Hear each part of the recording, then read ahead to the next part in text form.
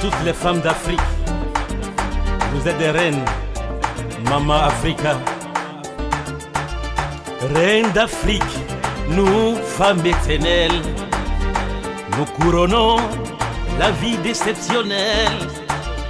Notre amour est un joyau naturel et notre dignité perpétuelle.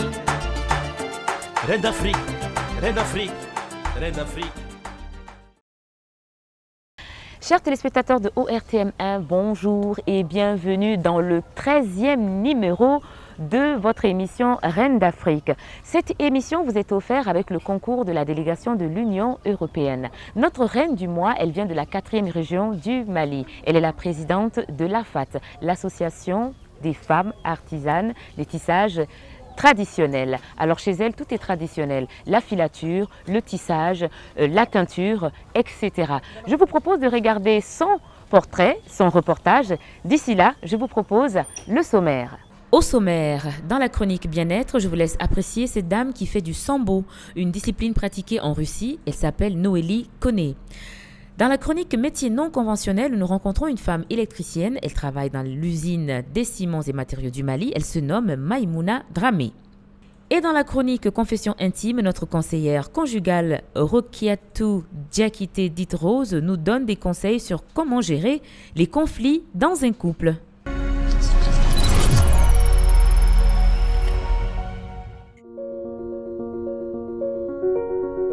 Ségou, la 4e région du Mali, Ségou, la cité des Balanzans, une ville qui regroupe à la fois les activités administratives, industrielles, touristiques et surtout artisanales. C'est ici que se localise une pionnière de la tradition, Madame Colette Traoré, qui a eu la brillante idée de créer une association à partir d'une tontine de 10 femmes composées de veuves et de jeunes filles. L'association a été créée en 2000 au nom des femmes artisanes de tissage traditionnel AFAT avec comme activité la filature, le tissage et la teinture. Depuis le bas âge, Madame Colette a eu un faible pour ce métier. Elle a ainsi suivi des formations. Quelques années plus tard, elle y réalise ses atouts et fait intégrer les femmes de la tontine pour renforcer la production. Et pour ce faire, elle partage avec ces dernières sa connaissance. Gérer la famille et à la fois l'association ne lui a pas été un souci grâce à l'appui de son mari. Aujourd'hui, l'AFAT confectionne des coussins, des pains en bogolan, cousus et non cousus, tous à base de coton. Grâce à ces réalisations, elle a participé à des foires d'exposition dans la sous-région. D'association à entreprise, l'AFAT emploie aujourd'hui 500 personnes, majoritairement des femmes dispatchées entre le tissage, la filature et la teinture. Elle a ainsi bénéficié d'un financement de l'Union européenne. N'ayant pas eu l'opportunité d'approfondir ses études, notre reine du mois s'est limitée au CEPE.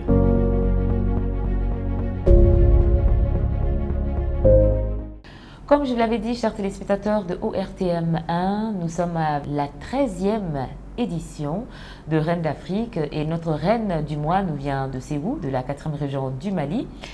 Et comme vous le savez, c'est avec le concours de la délégation de l'Union européenne au Mali. Colette Traoré, ini nyangma. C'est encore kakene. Toro c'était. Yenga ube. Ere. Ni émission ngona amna fo doni fo français la. Ka doni fo anga tudungana. Taridi. Aiwa inyuma na nga émission na jarani. Ni émission in adabo kumbe ka muso kubla fitne wiyele la. Muso munu nchesirimbe. Munu bidoke doyi. Ikala na imakala. Ni émission yi muso betai. Ode hukumu konana na Union européenne moko nulu tirwi. Olu de e sugandi kangi ta ka ika bara ibi bara munuke ka yira diɲɛ ka ye bari ye muso cɛsirilen ayiwa i ni ciw la Colette n ka ɲiningali fɔlɔ e ka baara la an y'a ye i ka reportage la i bi gese de da traditionnel gese i bi bɔgɔla da i bi filature kɛ ka kɔri parata ninnu kɛ ni baara ninnu bɛɛ jiginna e kɔnɔ waati jumɛn na de nin bɛɛ jiginna e kɔnɔ waati jumɛn k'a fɔ ko a don la n bɛna n sigi ka nin kɛ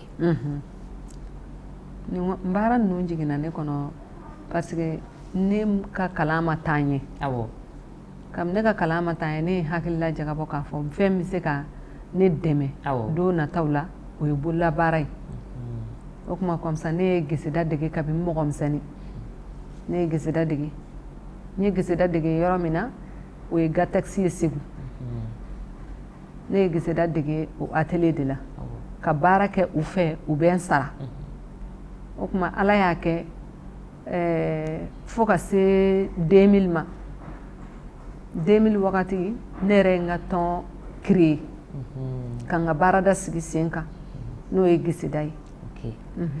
Ayiwa e ka baarada in an y'a ye ka reportage kɔnɔ k'a fɔ ko i ye baara in i y'a daminɛ ni tɔn de ye bamanankan na an b'a fɔ ko tɔn tubabuw ko tɔndimi anw yɛrɛ fɛ yan nɔ an b'a fɔ ko pari fana a y'a daminɛ n'o ye ka sɔrɔ ka na se association ma o tɛ nka e ka tɔn daminɛ ni maa joli ye mɔgɔ 10 pari de tun don wa tari tɔn de tun don pari de tun don denmisɛnnin tun ye mɔgɔ 4 ye mɔgɔkɔrɔba ye mɔgɔ 6 ye a ka pari tun ye joli ye 100 dɔgɔkun la wa a tun bɛ joli cɛ 1000 o tuma na dimanche o dimanche maa kelen bɛ 1000 ta nka ka pari o ayiwa a tun bɛ nasɔngɔ de tigɛ ka pari sara wa tari a tun b'a kɛ cogo di jagomisɛnninkɛlaw tun b'an na gesedalaw b'an na galadonnaw b'an na o kuma ka pari wari tun ye jagokɛ wari ye nka nasɔngɔ tigɛli wari tɛ dɛ o tun tɛ ayiwa baasi tɛ bari cɛw b'an tɔgɔ tiɲɛ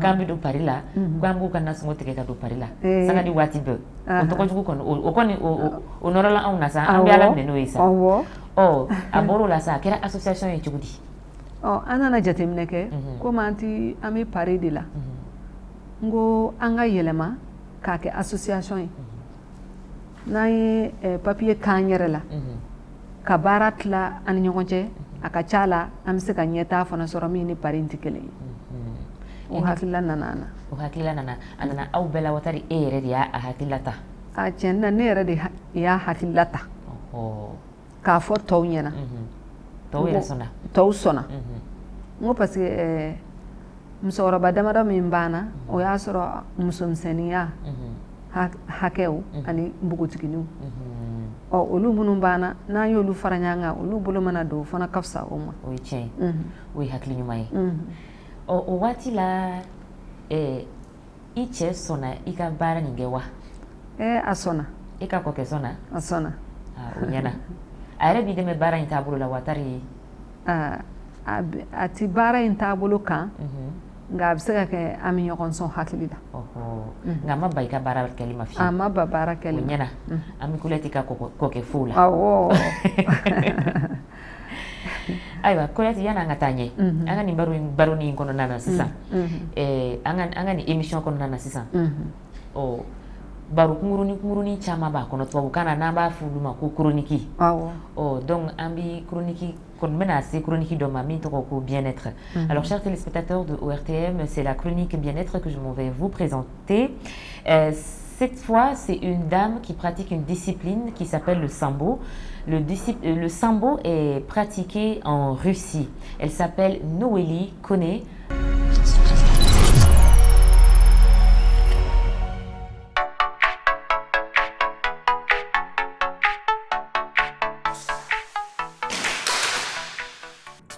Le sambo, c'est un art martial russe qui a été créé par les Russes pour défendre leur pays lors des guerres mondiales. Le sambo, en fait, je peux dire que c'est pratiquement comme le judo, sauf qu'il y a des clés, il y a des techniques spécifiques à sambo. Comme dans les combats, on ramasse les jambes. Et la différence, il y a 3 sortes de sambo. Il y a les sambo combat, il y a les sambo sportifs et il y a les sambo beach. Les sambo beach, ça s'est fait au niveau de la plage. Et les sambo combat, ça c'est comme le kickboxing. Il y a les coups de poing, il y a les coups de pied, il y a la saisie. Et au finish, il y a les clés aussi. Et les sambo sportifs, ça c'est comme le judo, c'est comme la lutte traditionnelle. Moi, j'ai fait les sambo sportifs. Donc, j'ai appris les sambo ici au Mali. En 2018, lors d'un stage qui s'était organisé par l'international, un arbitre international qui est venu de l'Algérie. Et c'est à travers ça que j'ai intégré le sambo et dès lors j'ai commencé à compétir dans les sambo. J'ai aimé le sambo par ses techniques, c'est purement, je peux dire c'est purement militaire. puisque moi je vais être militaire, j'aime les militaires et voilà ce qui m'a motivé à faire le sambo surtout. En 2019, j'ai été au Maroc où j'ai eu la médaille de bronze en sambo sportif et en sambo beach, j'ai été médaillé d'or. Ça c'est en 2019. Et en 2021, il y a de cela 2 semaines, bien, je peux dire 1 semaine et demie, j'ai été la vice-championne en sambo sportif et vice-championne en sambo beach. C'était émotionnel, c'était une première fois et c'était ma première sortie et j'ai eu 2 médailles aussi qui sont médaille d'or et médaille de bronze. C'était émotionnel pour moi, c'était un rêve que j'ai pu réaliser en tant qu'athlète. Dans toutes choses, il y a des difficultés qu'on rencontre, surtout dans les préparations, quand on n'a pas les moyens appropriés pour faire ce qu'on a envie de faire. C'est un peu difficile d'atteindre l'objectif. Mes ambitions, c'est développer le sambo partout au Mali, faire en sorte qu'on soit reconnu et avoir la médaille d'or au championnat du monde qui se prépare et c'est en novembre prochain.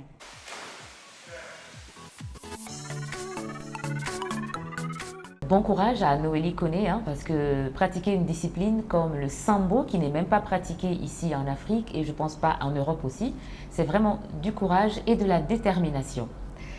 Koleti, et l'association Afati, à Koroïd, mais... À Koroïd, il y a muso bolola barakelaw.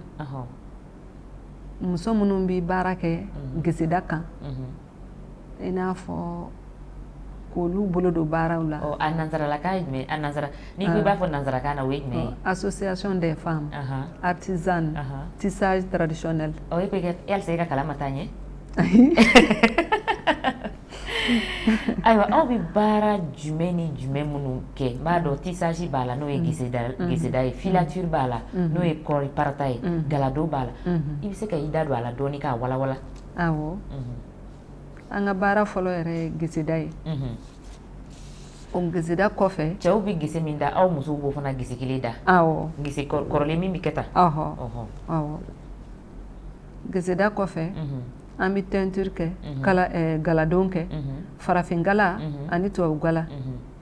O kɔfɛ bɔgɔlan bɛ yen, o kɔfɛ kalalikɛlaw bɛ yen. Komi n'an ye min ta n'an fɔlɔla geseda la an bɛ geseda kɛ ka fini feere bɔgɔlandalaw ma ani ka fini dilan minnu bɛ sin ka don ten ani dulokibaw i n'a fɔ kɔɲɔkɛ ka dulokiba ninnu an b'olu tisi. An nana jateminɛ kɛ i n'a fɔ sisan n'i ye baara daminɛ mɔgɔ 10 dɔw bɛ na i bɛna lajɛ n ka dɔ fara baara kan yaasa halisa jama ka caya bolo donta ka caya baara la. An nana bɔgɔlanda fara an boloda la.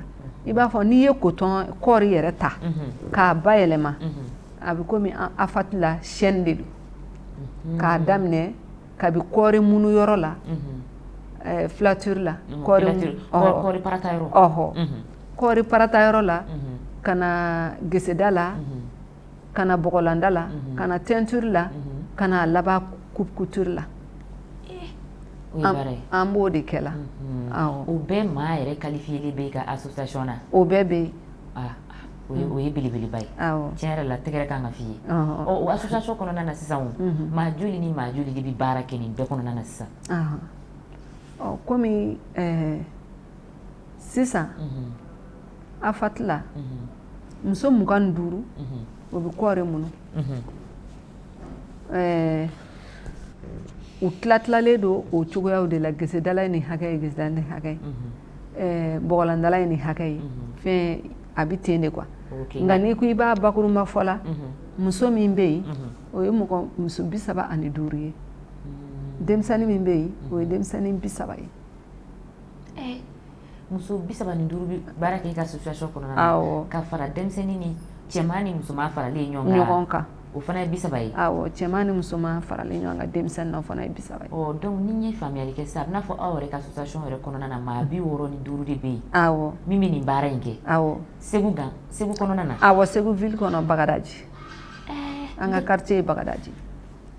Kolɛti, jɔnjɔn k'a ka d'i ma koyi ko di sa gouvernement ma jɔnjɔn d'i ma ayi n m'o di fɔlɔ dɛ u m'a di fɔlɔ o de y'a to i teriw Union européenne délégation de l'Union européenne awɔ olu y'i kelen k'i ye k'i sugandi awɔ ko ka na ni émission in na u y'a faamuya k'a fɔ ko i bɛ baara min kɛ i cɛsirilen don wa i bɛ baara kɛ ni an ka farafinfɛnw ye ka tila ka mɔgɔw ta baara la donc i ni ni émission in ka kan bisimila tiɲɛ yɛrɛ la i ni émission in ka kan an bɛ foli bila délégation de l'Union européenne mɔgɔw ye ni cɛ ni hakili ɲumanya in na baasi tɛ Colette e yɛrɛ ka baara yɛrɛ i bɛ baara kɛ ni fɛn minnu ye ne y'a faamuya n ko kɔɔri b'a la tubabu b'a fɔ a ma ko matière première c'est à dire que i bɛ fɛn min ta ka baara daminɛ ka sɔrɔ k'a yɛlɛma k'a yɛlɛma k'a yɛlɛma fo ka na se e bɛ ka min kɛ bi kɔɔri e bɛ an y'a faamu ko kɔɔri b'a la a bakuruba yɛrɛ dan bɛ kɔɔri ma wa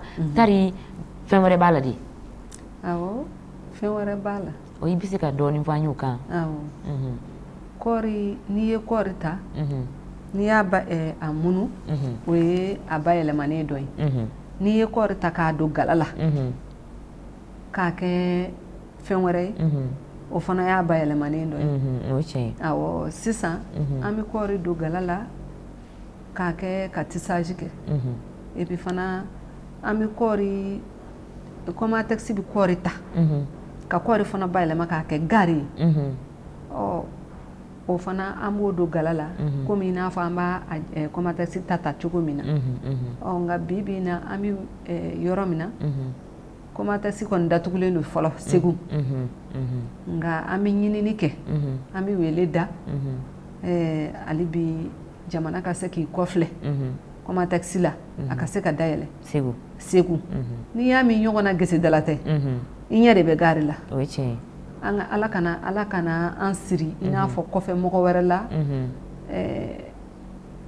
o gari ko la o ye tiɲɛ ye na ala sɔnna an y'a ɲini ala fɛ an b'o ɲini ala fɛ k'a ɲini ɲɛmaw fɛ awɔ u k'an dɛmɛ n'an kɛra muso cɛsirilen ye ka ban nka an bɛ hukumu min kɔnɔ n'o ye Mali kura taabolo ye a ka ca ala fɛ an bɛ dugawu kɛ an haminakow bɛɛ bɛ ɲɛnabɔ ala m'a kɛra ten ala k'a kɛ ten yarabi nka i ka gala e bɛ gala dilan ni mun ye i ko k'i bɛ traditionnel kɛ i bɛ chimique kɛ chimique kɔni o dɔnnen don maa caman fɛ bari bazɛn bɛ don o la nka i ka traditionnel yɛrɛ o bɛ kɛ ni fɛn jumɛn ye o ye galani de ye an b'a fɔ a ma ko galani galani bɛ yen a jiri fana bɛ yen galajiri nka anw t'a jiri bɔ dɛ an b'an sara muso wɛrɛw la i n'a fɔ burusi kɔnɔna na olu bɛ galani in foroki taa jiri bɔ samiya in na ka sɔrɔ ka n'a foroki k'a mɔmɔ k'a bila u b'a fɔ o ma ko galani o don aw b'a mɔnɛ de sa awɔ et puis o y'an ka première matière o y'an ka baara dɛmɛnan dɔ fana ye i bɛ se k'a fɔ première matière i bɛ se k'a fɔ matière première problème t'a la i bɛ se k'a fɔ o kɔfɛ matière première jumɛn ni jumɛn b'a bolo tuguni an bɛ ngalama san o ye bɔgɔlan ta fanfɛla ye an bɛ zoro san ani bɔgɔ o ye bɔgɔ o bɛ kɛ ka bɔgɔlan dilan awɔ ok aw ka matière première yɛrɛ a si tɛ bɔ Mali kɔ kan a bɛɛ bɛ bɔ yan de o a bɛɛ bɛ bɔ yan o de bɛ baara nɔgɔya aw bolo awɔ o de kɛ mɛ ka baara nɔgɔya an bolo a bɛɛ bɛ bɔ yan ayiwa i yɛrɛ labɛn bɛ k'i cɛ ɲɛ i ka fini ɲɛna nin ye i yɛrɛ ka baara i ka bololabaara kɛlen de filɛ i yɛrɛ kana nin ye wa awɔ nin y'anw yɛrɛ ka bololabaara kɛlenw dalifini awɔ a bɛ finiw dɔrɔn de dilan wa tari a bɛ rideau dilan a bɛ nappiw dilan a bɛ tapiw dilan a bɛ mun ni mun ni dilan fini dontaw an b'olu dilan an bɛ rideau dilan an bɛ couvrir kɛ an bɛ coussin dilan an bɛ set de table fana dilan o n'a ɲɔgɔnna caman o bɛɛ bɛ se ka dilan tissage in na ok n y'o faamuya ayiwa an bɛna se baro kunkurunin dɔ ma n'o tɔgɔ ko chronique métier non conventionnel n'an ko o kɔrɔ f'i ɲɛna an bɛ kuma musow kan o baronin kɔnɔna na muso minnu bɛ cɛ baara kɛ a bɛ n'a fɔ muso min bɛ mécanicien kɛ muso min bɛ clim dilan muso min bɛ courant dilan yɔrɔ olu fana ye muso cɛsirilenw ye cɛsirilen don dɛ e hakili ta ye mun y'o la ne yɛrɛ kɔni ni ne Colette ɲininka o la o diyara ne ye kosɛbɛ n'o tɛ an bɛ don gese ne yɛrɛ bɛ don geseda la don min na o y'a sɔrɔ n npogotigi don n'u nana n sɔrɔ geseda in na u dabali bɛ ban o waati o y'a sɔrɔ geseda tun ye cɛ baara ye o cɛ baara de tun don awɔ muso tun t'a la o ye tiɲɛ ye awɔ hali ne y'a ɲini n kun bɛ nin de kɛ ka dɔ lafa ani ka gese tɔnɔ awɔ nka ka geseda o waati y'a sɔrɔ geseda tun ye cɛ baara ye nka an nana ye sisan hali an kɛrɛfɛ jamana wɛrɛw la kɛ muso de bɛ kɛ ka geseda awɔ fɛn bɛɛ b'u bolo n'i taara hali arabu jamana ninnu na kɛ i bɛ tapi minnu bɛ duguma kɛ n ko musow de b'a dilan o ye tiɲɛ ye i y'a ye musow de b'a dilan ɔ sisan an bɛna don baro kunkurunin kɔnɔ ni an k'o ma ko chronique métier non conventionnel. Alors, nous allons partir avec la chronique métier non conventionnel. Nous rencontrons une femme électricienne. Cette fois-ci, elle travaille dans l'usine des ciments et matériaux du Mali. Suivons-la ensemble.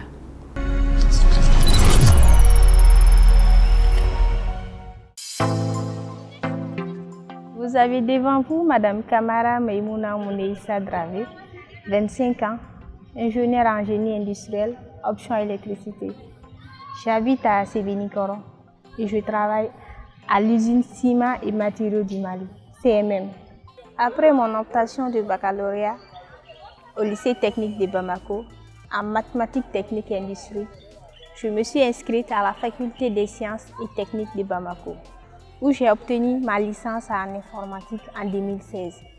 Par suite de cela, j'ai fait le concours d'entrée à l'ENI, cycle ingénieur, où je suis sortie ingénieure en génie industriel, option électricité, en 2019. J'ai eu à effectuer pas mal de stages, notamment à l'énergie du Mali, au niveau de la centrale thermique de Dar Salam. Ensuite, j'ai fait mon projet de fin d'études dans un bureau d'études d'ingénierie conseil, ICONSAR.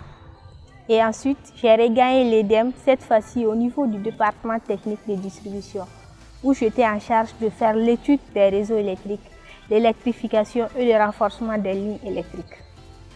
Et après, je suis partie à l'usine CMM, Ciment et Matériaux du Mali, où j'ai commencé là-bas en octobre 2020. Comme préjugé, jusque-là, je n'ai pas rencontré de tels problèmes. On m'a toujours encouragée. Là où je suis, j'évolue avec les hommes, il n'y a pas de problème. Ce que je ne comprends pas, je demande, on m'explique ça et on m'encourage beaucoup. J'ai été soutenue dans la famille. Notamment, il y a mon papa qui a joué un rôle très important dans le choix de mes orientations. Il m'a beaucoup appuyée. Il a mis tout à ma disposition pour que je puisse étudier dans un cadre bien convivial. Et il y a la famille Boudia également qui m'a beaucoup soutenue, moralement et financièrement. En ce qui concerne ma féminité, comme vous pouvez le voir, ça ne m'a pas du tout empêché de prendre soin de moi.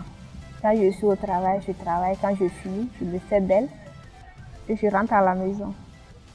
À la maison, c'est pareil. Quand je finis de cuisiner, je me fais belle. Je discute un peu avec mon mari. Ce que j'ai à dire aux autres femmes, particulièrement à mes sœurs de Bamako. Actuellement, où on vit, il n'y a pas de métier pour femmes. Il suffit juste d'avoir la volonté et de s'y mettre. Voilà, c'était la chronique métier non conventionnel avec Maïmouna Dravé qui est électricienne. Franchement, courage à elle. Colette, Ambanga Baroni to la baké. Émission en kombi chukudi akadi yere ya. Émission akadi yere. Anga Baroni nga kusare. Awo.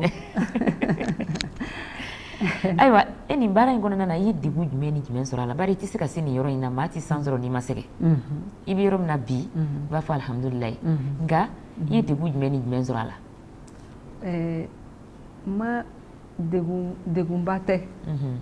Parce que fɛn bɛɛ daminɛ ka gɛlɛn. An bɛ baara daminɛ tuma min na, o y'a sɔrɔ bɔgɔlan yɛrɛ kun sangawulen don kosɛbɛ Kristedu ka wagati la. Ala ka hinɛ a la, Kristedu. Ala ka hinɛ a la, walahi.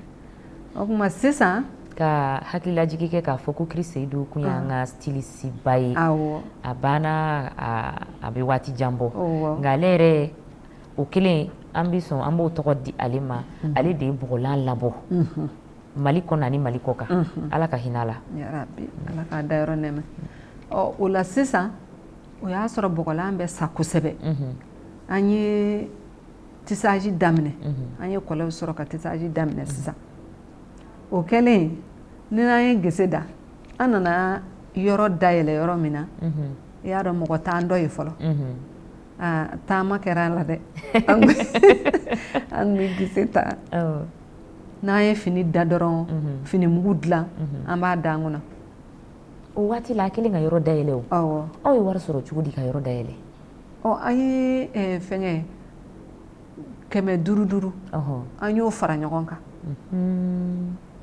ka taa gari san ka na geseda daminɛ ka sɔrɔ ka yɔrɔ dayɛlɛ n'o ye kɛ kɔlɛ yɛrɛ kun t'an ta ye koyi an ye kɔlɛ louer de i y'a ye o tuma n'an ye gese da sisan finimugu bɔ an b'a da an kunna ka taa yaala bɔgɔlandalaw fɛ yen mɔgɔ minnu bɛ bɔgɔlan da o y'a sɔrɔ a ma lakodɔn n'an taara jira minnu na n'olu kɛra a fɛ olu b'a ta parce que o y'a sɔrɔ o donni kama n ka kɛnɛ n bɛ gese da an bolonɔ cɛ ka ɲi ni n taara ni finimugu e bɛ min n b'a fɔ n ko ne bɛ Bagadaji n bɛ nin yɔrɔ in na o tuma n bɛ yaala bɔgɔlandalaw da la e bɛ se dɔ ma wa e bɛ se dɔ ma wa finimugu cɛɲumanin filɛ an y'o taamaw bɛɛ de kɛ ka tɛmɛ ayiwa e yɛrɛ ye gɛlɛya min sɔrɔ nin baara in na yanni ka lakodɔn i ye taama minnu ni sɛgɛn minnu kɛ i y'o gɛlɛya gansan de sɔrɔ n'o bɔra yen nɔ i ma gɛlɛya wɛrɛ sɔrɔ ayi n ma gɛlɛya wɛrɛ sɔrɔ fo ka na se sisan ma parce que an bɛ niveau min na sisan tiɲɛ don denmisɛnninw bɛ ne bolo baara la nka denmisɛnninw fana fari fonilen tɛ geseda ko in na kosɛbɛ musomanin ni cɛman olu fari foni bɛ mun na u bɛ bɔgɔlan de kɛ kosɛbɛ o de ka d'u ye ani coupe couture ni o de ka d'u ye n'o tɛ geseda ko kɔni na denmisɛnnin ninnu u fari fonilen tɛ kosɛbɛ ayiwa an bɛna fɛ cogoya dɔ sɔrɔ sa min b'u fari foni gesedala ye bari geseda in o fini de bɛ laban o de y'an ta ye an tɛ taa ta yɔrɔ si a bɛ to yan nɔ an b'a dilan yan an b'a don an ka na yan a bɛ ka bɔ tuguni mɔgɔw bɛ k'a don mɔgɔw b'u para la ayiwa n da bɛna se délégation de l'Union européenne ma sisan i teriw ayiwa e n'olu ye ɲɔgɔn ta cogo di i ni Union européenne mɔgɔw ye ɲɔgɔn dɔn cogo di ne ni Union européenne mɔgɔw ka ɲɔgɔn dɔn o sɔrɔla Aram de fɛ Madame Sidibe Aram ayiwa ni émission in kɔnɔna na Reine d'Afrique an ka foli b'a fana ye sisan ale nana an yɔrɔ la ka na an fara ɲɔgɔn kan ka baara in projet dɔ sigi sen kan projet modétique projet min ye modétique o tɔgɔ o ye o kɔrɔ modétique i b'a fɔ modi kɛ e ko i tɛ tubabukan mɛn halisa terimuso e b'a fɔ ne yɛrɛ tɛ k'a faamu yɛrɛ modétique o la sisan ani Union européenne donna ɲɔgɔn na o sababu la u ye an dɛmɛ i n'a fɔ modétique ye dɛmɛ ɲini u fɛ an bɛ se ka dɛmɛ cogo min na musow bɛ se ka dɛmɛ ani denmisɛnninw tiɲɛ yɛrɛ yɛrɛ la an bɛ Union européenne mɔgɔw fo kɛrɛnkɛrɛnnenya la an bɛ Philippe fo. Alors je vais traduire cette partie en français car cette émission vous est offerte avec le concours de la délégation de l'Union européenne. Et je rappelle également que Colette Traoré est la championne de l'Union européenne, de la délégation de l'Union européenne. Le 8 mars dernier, une journée a été organisée pour féliciter et encourager toutes les championnes des différents pays d'Europe et particulièrement Colette est celle de l'Union européenne. Alors aujourd'hui, elle dit qu'elle salue particulièrement la délégation de l'Union européenne et particulièrement Monsieur Philippe qui les a aidés à monter leur projet. Alors, modétique ou monétique, j'ai pas encore compris. J'ai pas bien saisi le mot, mais elle félicite aussi, elle dit merci aussi à Madame Sidibé Aram, qui les a aidés à faire ce projet. Afura kanyewa. Yeni ngileni mekoni. Oh, hanga tafe. Oh, ola sisa. Moritik nana jateminɛ kɛ. Projet nana jateminɛ kɛ. Denmisɛnnin dɔw b'a aw fɛ yan. Est-ce que denmisɛnnin tɔw bɛ da kɔngɔ la k'u bɛ baara fɛ wa ou bien u t'a la? An ko denmisɛnninw kɔni bɛna nka fanga de t'an na k'u bisimila. Ala y'a kɛ denmisɛnninw kɔni nana ka na don baara la. Madame Sidibe yɛrɛ y'i cɛsiri an ye. Aram Sidibe. Awɔ. Ka marché ɲini an ye kɔ kan. Kɔ kan marchéw ɲini.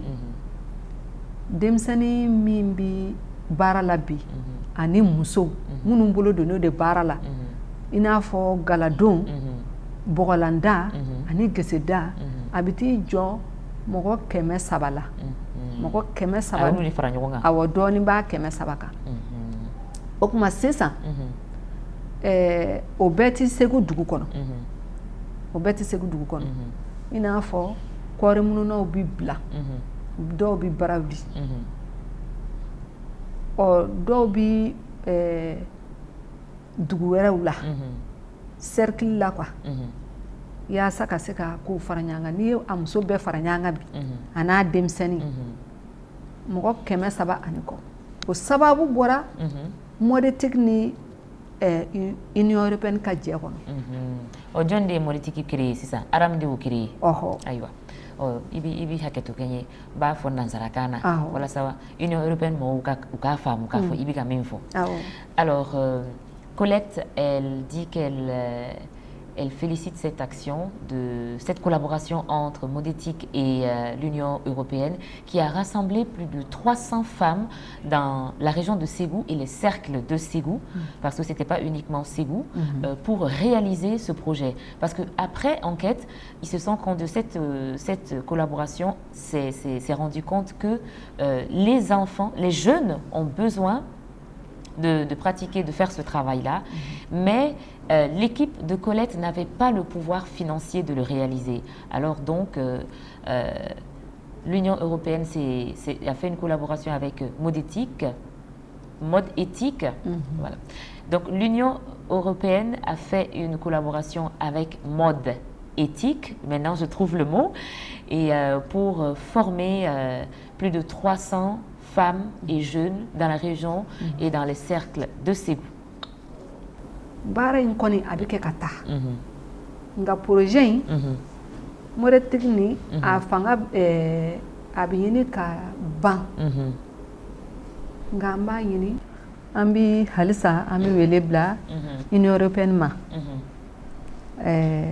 denmisɛnnin n'i ye mɔgɔ dege baara la n'a sera a kan ka i k'a dɛmɛ ni baarakɛminɛn ye o yɔrɔw bɛ yen halisa n'u sera k'a dɛmɛ don an na baarakɛminɛn ka se ka sigi denmisɛnninw ye halisa k'u bolo don baara la an b'o ɲini u fɛ an b'o de wele bila ka taa u yɔrɔ la. Alors, Colette lance un appel, toujours dans la question, sa collaboration avec l'Union européenne, que je lui ai demandé de nous en parler un peu. Donc, elle lance un appel à la délégation de l'Union européenne, car l'Union européenne les a aidés en formant plus de 300 femmes et jeunes dans la 4e région du Mali et les cercles de Ségou, Nyono, Nampala, entre autres. Ils ont aujourd'hui acquis cette formation, mais ils demandent, l'association, tout le monde demande, de pouvoir aussi avoir le matériel maintenant pour travailler. Étant donné qu'ils ont acquis la formation, s'ils peuvent aussi avoir du matériel, ce sera encore meilleur pour leur formation, pour ces 300 femmes et jeunes. Colette, amina se anga barok nguruni doma. O barok nguruni toko ko confession intime. Yoro an muso. Furu kono nana. Ani cɛw ka problème ti ba dɛ. I kɛra muso furu ye o, furulen ye o. I kɛra muso gana ye o. Waati bɛɛ cɛ ko in yɛrɛ de mana ni hɛrɛ ye quoi. ne bamuso dɔ tun bɛ to k'o fɔ ne ye ko ko Fifi cɛ ko i mana ni hɛrɛ ye koyi a de kuma ka ca de kuma ka ca tiɲɛ na an ka mɔgɔ dɔ bɛ yen an ka muso dɔ bɛ yen nɔ n'ale tubabu b'a fɔ ale ma ko conseillère conjugale conseillère conjugale kɔrɔ maa min bɛ maaw bilasira furu kɔnɔna na ani jɛɲɔgɔnya kɔnɔna cɛw ni musow ka jɛɲɔgɔnya kɔnɔna na donc sisan bi a bɛna kuma min kan ayiwa cɛ ni muso cɛ camancɛ furu kɔnɔna na o kuma caman bɛ nɔgɔya cogo di ka kɛlɛw ni fɛnw dɔgɔya cɛ n'a muso cɛ yɔrɔ an bɛɛ mago b'o la dɛ wa a bɛna kuma o de kan bi a bɛna fɔ e lafiya b'i ta in da la y'a dɔn bari e ye baara daminɛ e cɛ ma fɛn fɔ o tɛ tiɲɛ ye Dans notre chronique Confession intime, aujourd'hui, nous parlons de comment gérer les conflits dans un couple. C'est le thème de notre conseillère conjugale, Rokiatou Diakité, dite Rose. Écoutons-la.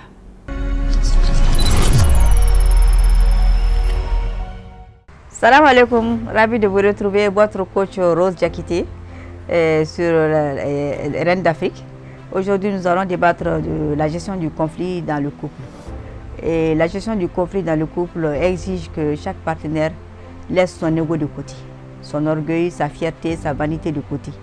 Il est très important en cas de conflit de savoir demander des excuses.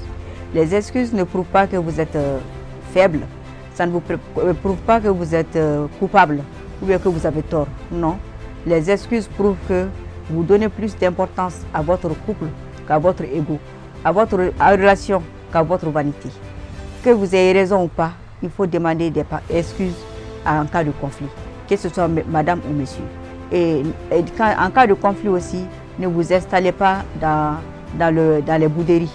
Oui, c'est bon de bouder un petit moment, mais n'en faites pas une habitude. Parce qu'au finish, ça finit par lasser l'autre, ça finit par agacer l'autre.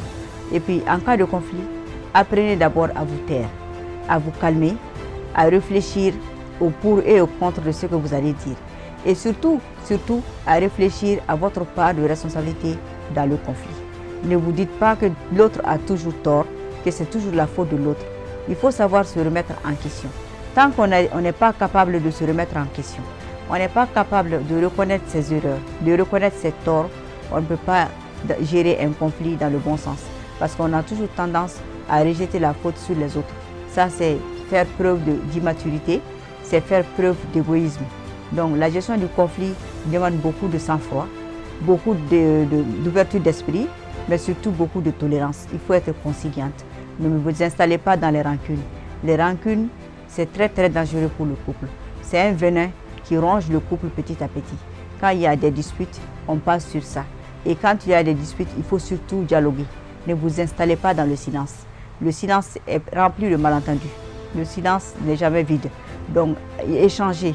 Mais dans ces échanges, il faut savoir que l'objectif de ces échanges, ce n'est pas de savoir qui a tort, qui a raison. Non, c'est de comprendre pourquoi et comment je n'ai pas été compris et pourquoi et comment j'ai agi de cette façon. Faire comprendre à l'autre votre état d'esprit. Et l'autre aussi doit vous faire part de son état d'esprit. Mais ce n'est pas un tribunal ou un procès, non. Si on met les échanges dans le cadre de ce procès-là, on ne va pas s'en sortir, on va s'engouffrer encore dans un autre conflit. Donc gérer le conflit dans le couple demande de la tolérance, de la patience, de la compréhension, savoir se remettre en question, et se dire que l'autre n'a pas toujours tort et que nous aussi on n'a pas toujours raison.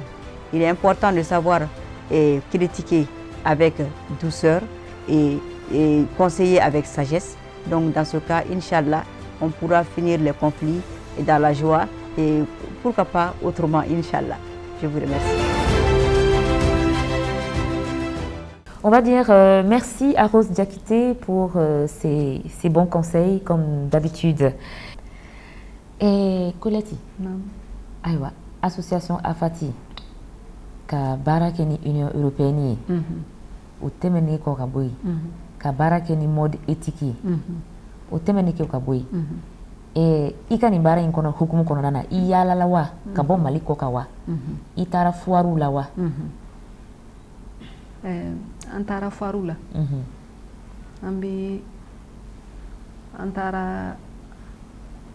antara visite la Maroc o bɔlen kɔ yen an taara foire la Cotonou an taara Burkina Ivoire Sénégal i n'a fɔ an dafa jamana ninnu an y'olu kɔni foirew bɛɛ kɛ. Donc aw taara foirew caman na an dafa dugu foire ninnu na aw taara nansara jamanaw na fɔlɔ wa? Ayi ne kɔni ma se yen. A ma se yen ba? Foire la fɔlɔ. Bamanan ma se Faransi fɔlɔ? Ayi. Ɔhɔ o tuma na Ala ka Faransi taa ni o kɔ k'a bɛ nɔgɔya ye. Amin amin. Ayiwa bi bi in na i y'i ka laɲini dɔ fɔ sisan k'a ka di i ye Union Européenne u y'a dɛmɛ k'a dege baara la nka baarako minɛn bɛ a la o laɲini bɔlen kɔ ye e yɛrɛ ka association ou bien e yɛrɛ collectif baara in hukumu kɔnɔna na i ka laɲini ye mun ye ka taalen ɲɛfɛ? An bɛ yɔrɔ min na komi sisan ne ka laɲini bɛ min bɛ yen denmisɛnninw ka sɔn baara ma o de ye ne ka laɲini ye. Mɔgɔ i bɛ baara dɔ kalan ni minnu tilala ekɔli la n'u ma bolominɛyɔrɔ sɔrɔ a ka di n ye u kana artisanat kɔnɔ i n'a fɔ tisage bɛ yen bɔgɔlanda bɛ yen o n'a ɲɔgɔnw n tilala baara la i ka n'i sigi ten na artisanat kɔnɔ i ka n'i bolo don i mana i bolo don bololabaara fɛn fɛn la Mali la yan a ka ca Ala fɛ i b'i dahirimɛ sɔrɔ a la k'a sɔrɔ i ma siri mɔgɔ la n b'o de ɲini denmisɛnninw fɛ. Sirimana bamananw ko sirimana kankɔnɔ ka ja sebe ye. I ma foyi fɔ ni tiɲɛ tɛ. O kuma n b'a ɲini denmisɛnnin in fɛ cɛman ni musoman minnu ka kalan taara ɲɛ ani minnu ka kalan ma taa ɲɛ n'i tilala n'i ma baara sɔrɔ na i kana bolola baara dege.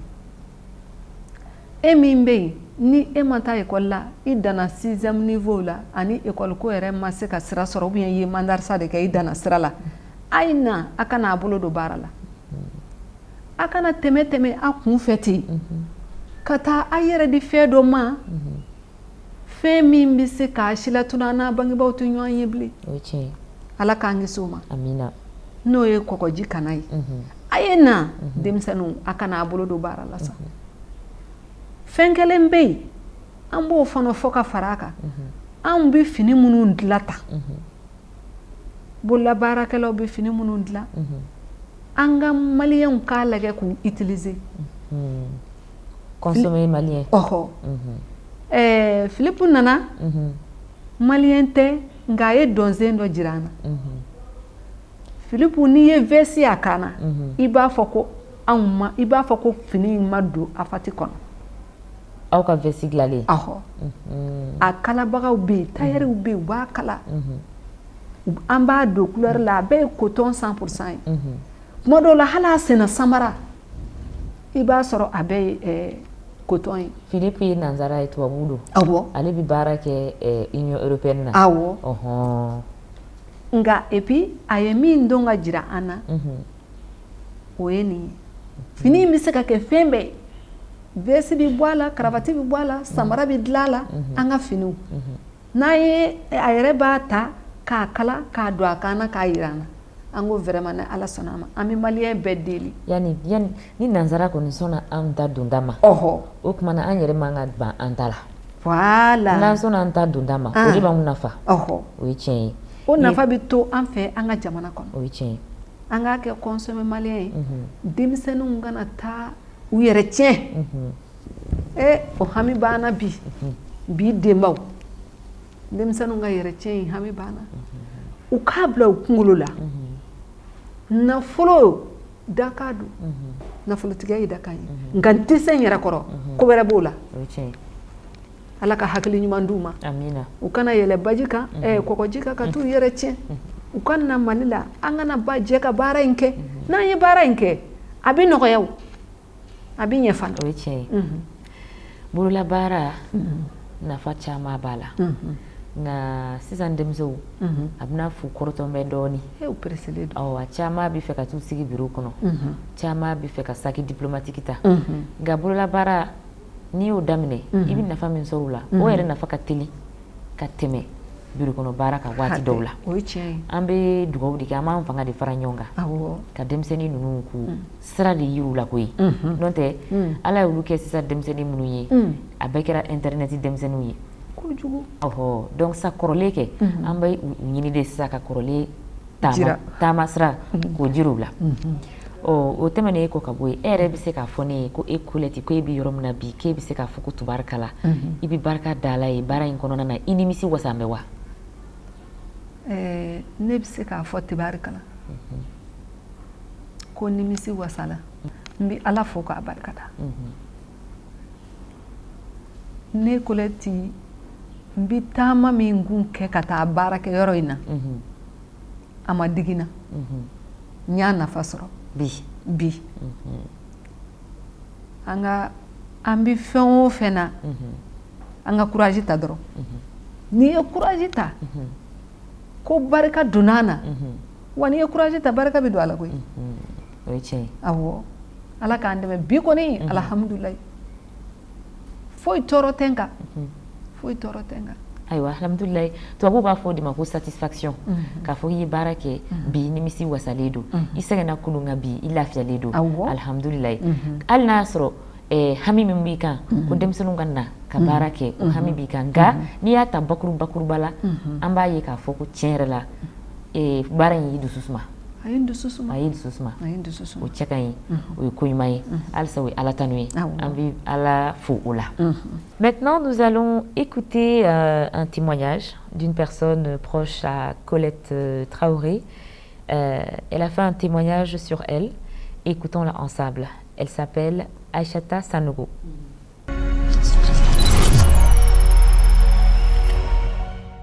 Ne ye Colette dɔn depuis Colette bɛ baara in daminɛ na. Colette bi taama ka bɔ Bagadaji ka taa fɔ dugu kɔnɔ a sen na a bɛ taa baara in kɛ nka o y'a sɔrɔ kuma tɛ ne ni Colette cɛ Colette tor'o la timinadiya la fɔ ka na kɛ kɔlɛtigi ye Colette kɛra kɔlɛtigi ye anw ni Colette nana don ɲɔgɔn na Colette ye hɔrɔn ye maa ɲɛnama don laadiri don a kɛra faso fɛ a kɛra segu fɛ a kɛra jamana fɛ Colette kɛra maa ye barika donna fɛn min na bari a barika ɲini n'o tɛ Colette ni maa ye baara in daminɛ ɲɔgɔn fɛ an b'a tigilamaa bɛɛ dɔn Bagadaji u kɔlɔtɔra sɔrɔ kɔnɔ olu ye baara bila Colette y'i timinadiya ka se bi ma alihamudulilayi anw ni Colette ka so b'anw ka so sanfɛ Colette bi tɛmɛ anw na a bɛ taa ka baara kɛ foli dɔrɔn de tun b'an ni ɲɔgɔn cɛ nka Ala tilalen don a ka kow de la anw kun t'a dɔn ni Colette yɛrɛ bi jɛ ka se ka Colette kɛ k'anw nafa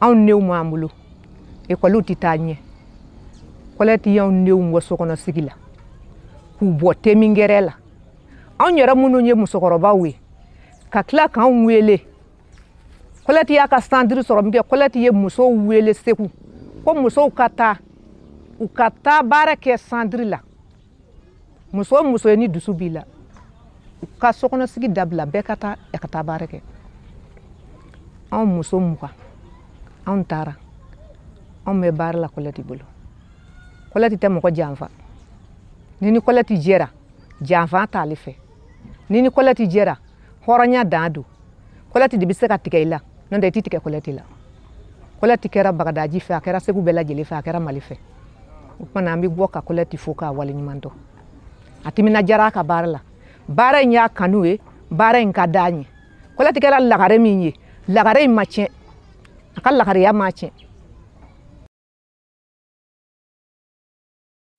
Ayiwa Aïchata Sanogo kuma na dɛ e hakilita ye mun ye o la Aïchata ka kuma na a ye kuma minnu fɔ a ye tiɲɛ fɔ e yɛrɛ ni Aïchata cɛmancɛ mun de b'a cɛ Aïchata ye mun ye Aïchata ye ne baarakɛ ɲɔgɔn de ye kabi bi tɛ an bɛ baara kɛ ɲɔgɔn fɛ n'a ye fɛn min fɔ ne kan Aïchata bɛ n dɔn n'a ye fɛn min fɔ n kan i b'a sɔrɔ o de ka ɲi ka fɔ o kumana ni an bɛ lakalita ɲini na e ka sa n'an taara Aïssata fɛ yen n'o ye min fɔ awɔ o y'o kelen ye awɔ o t'a ye dɔrɔmɛ t'o jɛ ayi parce que a bɛ n dɔn ayiwa an bɛ Aïssata fo awɔ a ka nin kuma in na ayiwa Colette naamu an bɛ ka se an ka émission a b'an yɔrɔ ma sisan awɔ wa waati bɛɛ la émission yɛrɛ waati bɛɛ la nin yɔrɔnin de ka di ne ye ahan ɔhɔ bari ne bɛ fɛ k'a dɔn n'e kɛra i ka jamana tigi ye k'e kɛra reine d'Afrique ye i kɛra masamuso ye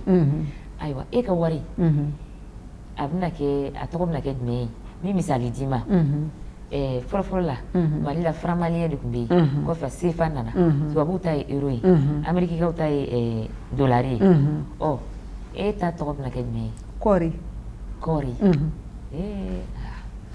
o tɔgɔ cɛ ka ɲi o tɔgɔ cɛ ka ɲi bari n'i y'a jateminɛ kɔɔri de ye se a bi awɔ o tɛ tiɲɛ ye kɔɔri kelen kɔɔri 100 awɔ kɔɔri 500 awɔ o don wa awɔ an bɛ ja jumɛn k'a kan e kunkolo bɛ k'a kan wa taara an bɛ kɔɔri de k'a kan an bɛ kɔɔri yɛrɛ de ja k'a kan ka kɔɔri ja k'a kan hali an t'i tɔgɔ ni sɛbɛn a kɛrɛfɛ ɔhɔ o tɛ awɔ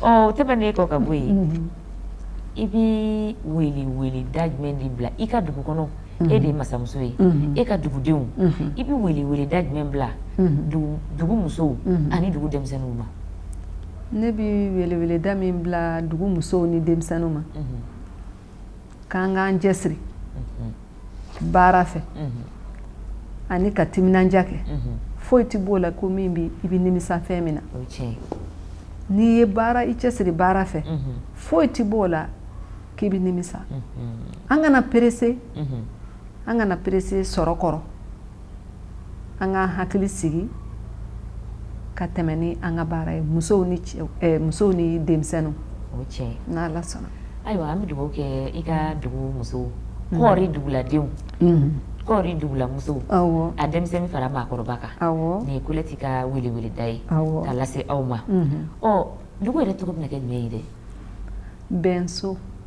bɛnso o tuma na e émission i y'a dɔ de lajɛ yanni ka se yan wa tani ya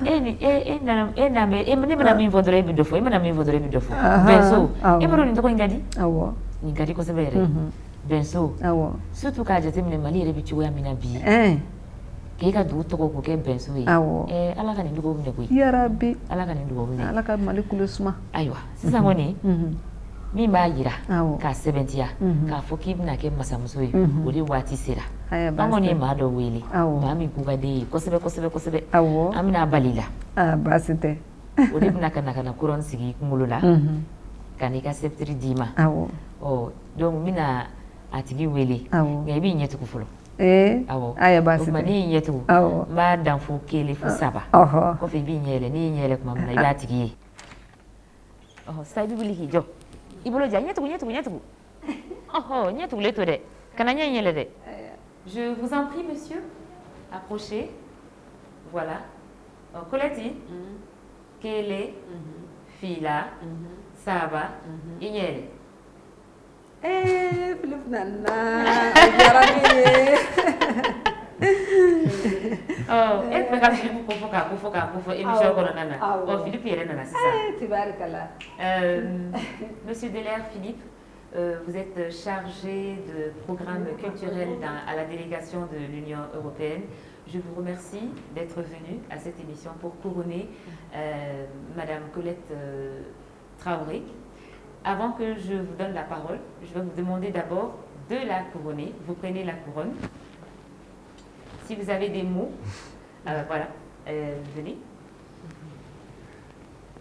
Félicitations Colette. Merci Philippe.